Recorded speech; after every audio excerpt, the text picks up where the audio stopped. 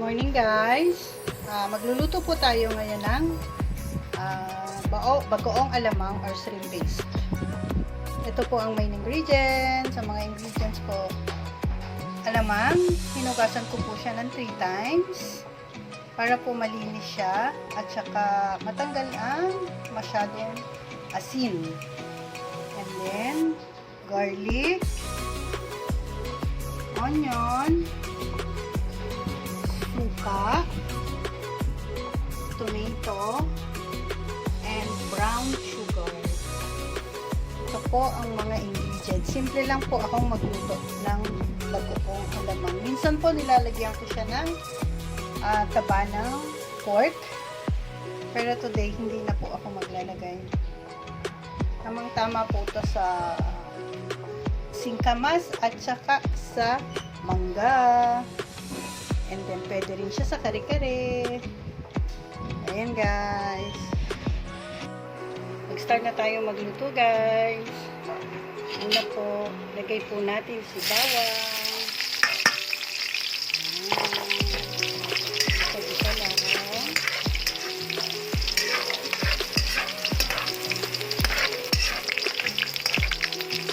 Ano ng bawang?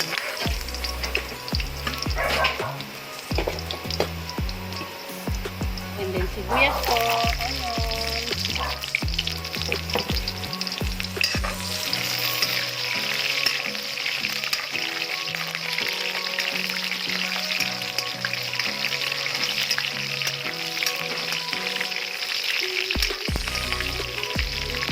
And then ang ating pong kamatis.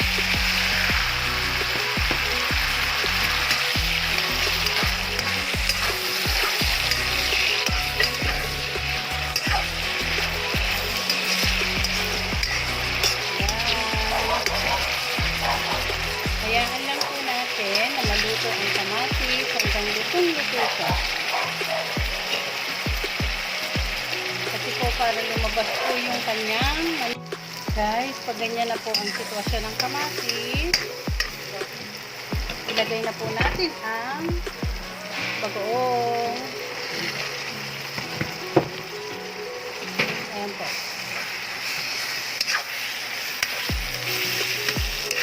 Haluin.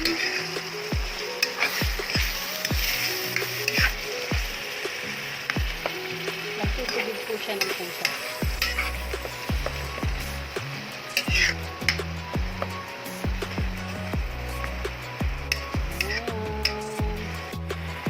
And then, isunod na po natin ang suka. Yan po. Huwag po natin siyang hahaluin. Pagkalagay po ng suka, hayaan lang po natin siyang kumulo bago natin siya haluin. Guys. Kasi may sinabi po ng mga matatanda sa amin na parang hindi yata siya maluluto ang suka. Parang maglalasang hilaw na suka. So, kailangan mo na siyang mag-evaporate and then bago mo siya haluin. Yan po.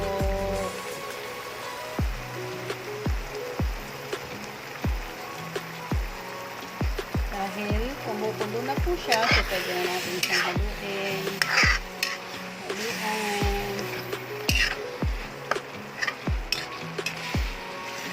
Halo-halo lang. Halo-halo. Ayan.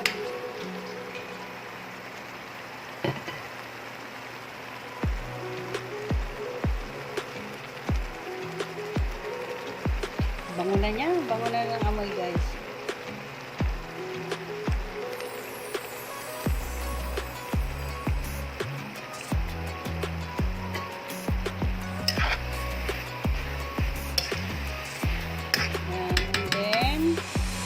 After po niyan, ako po, naglalagay po ako ng water para maluto ng lutong-luto siya.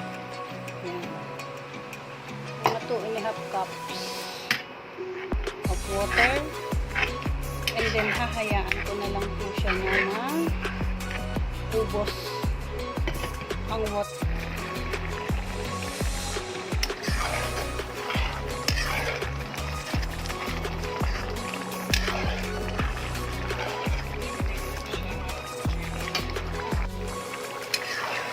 Ayan po. At saka ang sekreto po tinuro ng lola ko na pag magluluto ka ng bagoong, medyo lagyan mo siya ng mantika.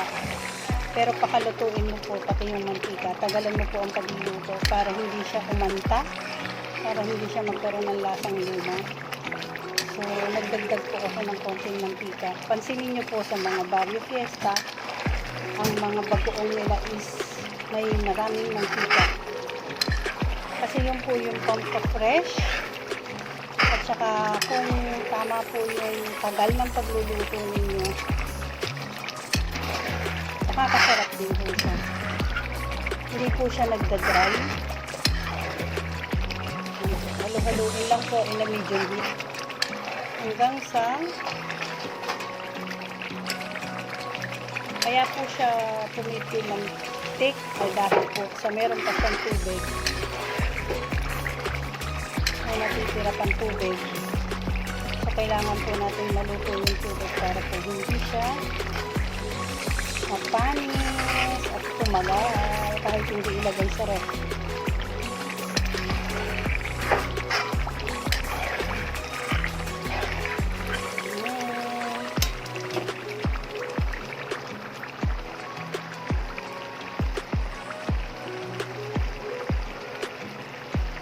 Medium heat lang po para hindi siya masunog.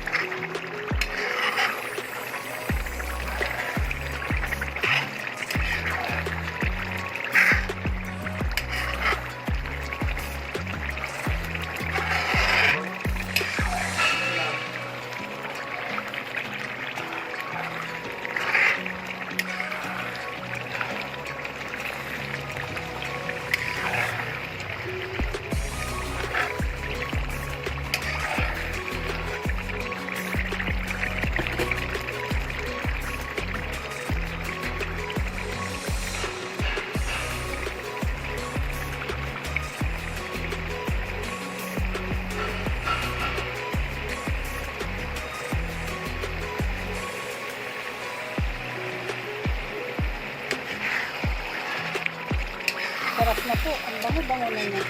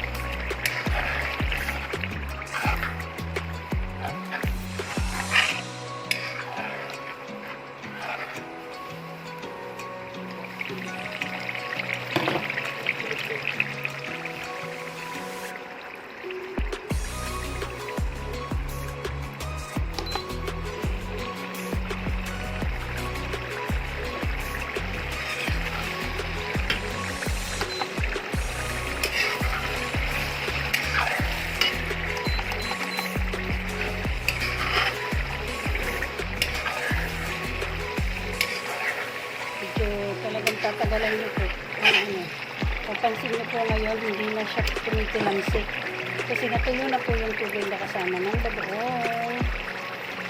So pinapa-in-in ko lang po, tawag sa Batangas, pinapa-in-in, pinapatagal para po lutong-luto siya lahat, pati yung mga ingredients kagaya ng kamatis, ng suka, at nang matagal po ang buhay ng inyong bagoong. Kasi minsan po, pag hindi po maayos, hindi po lutong-luto ang bagoong. Kahit po nilagay niyo sa ref, nakakaroon po, napapanis po siya. Nakakaroon po siya ng anak or mold. Kaya dapat po, yung sikreto po dyan, tagalan niyo po yung pagluluto. Kung halimbawa po na gusto niyo na medyo dark, ang kulay ng bagoong niya, lagyan niyo po ng maraming kamatis. Kamatis lang po ang sikreto para sa kulay na maritim na bagoong. Yun lang po yun. Ayan.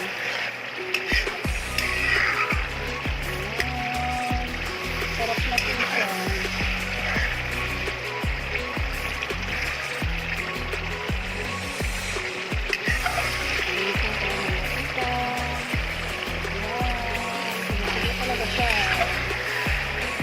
At saka ang maganda po dito, mura lang yung bagoong.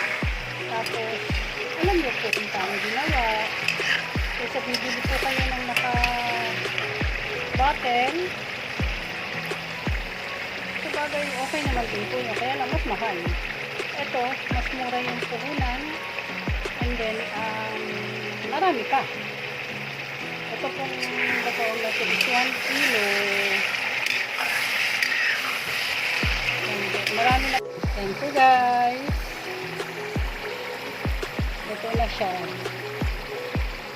Luto na po siya. Ito. Parang pang preservatives din po yung pag maraming mantika. Pero para at least yung mantika, lulutuin nyo po. Kung naaamoy nyo lang po ito, naku! Maghahanap kayo ng kanin at saka talong at saka fried fish. Yan po. Guys, ito na po yung finished product. Ito na po yung bagoong ko. Meron tayong mangga dito. Ayan. Bagoong at mangga. Ayan.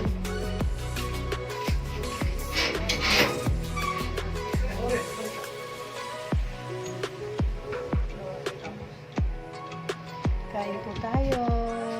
Kain. Bagoong at mangga. Sarap. Bagoong at mangga. Mamaya papabili ko ng singkamas. Yun. Ano po ang finished product.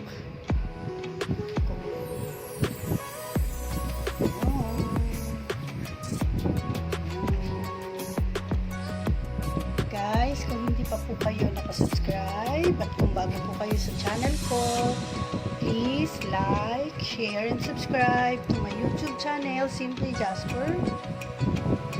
And please click the notification bell so you will be updated in all my video uploads.